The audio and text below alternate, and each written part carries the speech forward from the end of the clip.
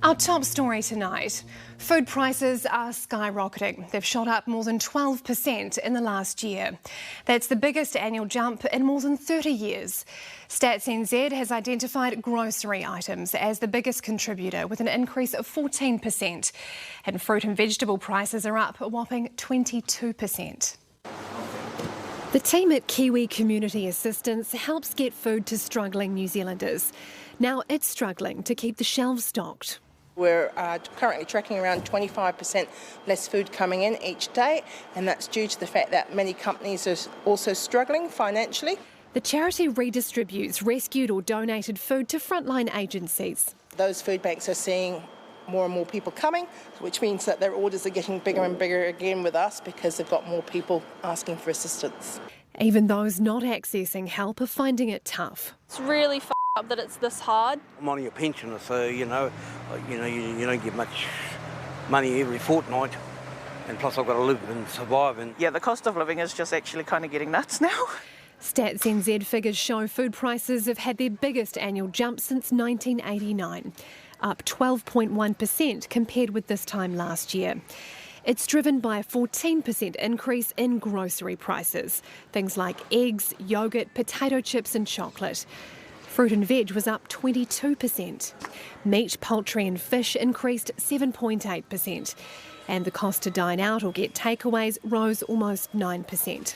There's no real signs of food price inflation slowing at this stage. We've got grocery prices and restaurant meals and takeaway meals running at multi-decade highs, and those have continued to pick up. And economists say with freight, transport and labour costs way up, we might have to wait till the end of the year for prices to come down. For more on this, we're joined now by John Duffy, Consumer NZ CEO. Kia ora, John. Good to see you. Kia ora.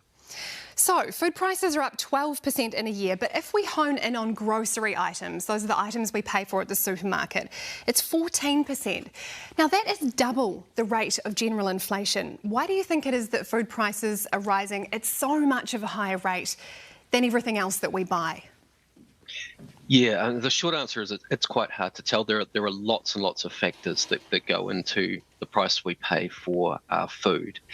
So there's supply and demand issues, there's weather, there's transport, but there's also the role of the supermarkets as well. And we've known for some time that all is not well in the supermarket sector, and that despite there being a lengthy Commerce Commission inquiry into the supermarket sector, we're still waiting for lots of the recommendations that were made through that inquiry to actually start having an impact. Yes, we need more regulation there, you reckon. Now, we've seen suppliers who sell to supermarkets give interviews to Newshub last week, saying that supermarkets are raising their shelf prices while buying from them at the very same price. Is that something you've received complaints about? Yes, we're hearing the same thing from suppliers who contact us, and it is really concerning, particularly in light of some of the more damning findings in that Commerce Commission inquiry that really called the supermarket industry out for its treatment of suppliers.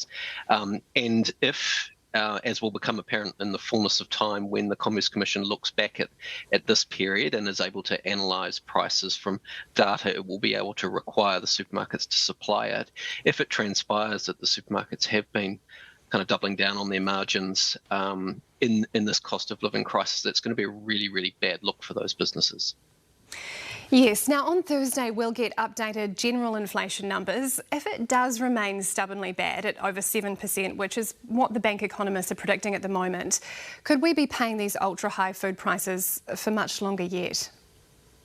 That's the unfortunate reality, I'm afraid. And, usually when you kind of ask what can consumers do to kind of shield themselves a little bit from the pain that they're feeling at the checkout.